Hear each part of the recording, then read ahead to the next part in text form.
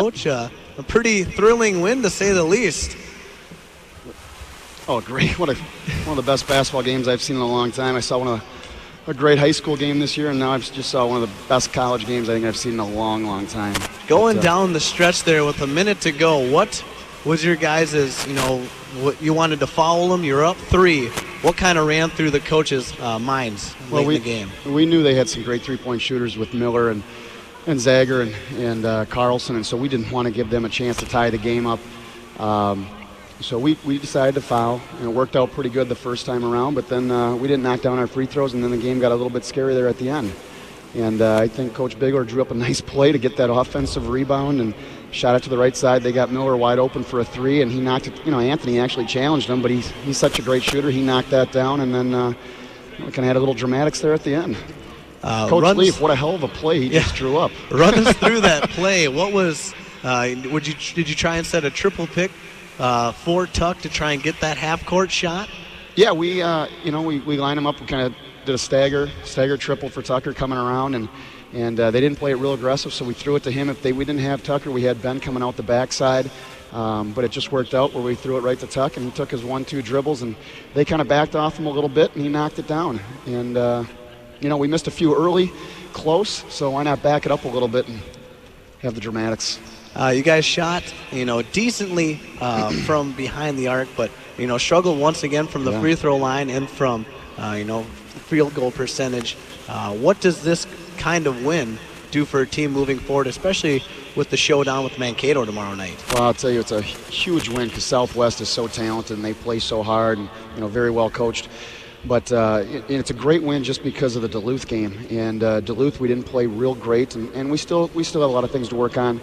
Obviously tonight, but we battled, and that's what we talked about all week in practices. We got 2 physical teams coming in. You got to play physical. You got to play, wire to wire, and that's what I think our guys did. And so it was a great win. Again, coming back after you lose a game, it's always great to get that win, get back on that winning streak, and hopefully continue that tomorrow against Mankato. How big was the play of Xavier Humphrey late in the game?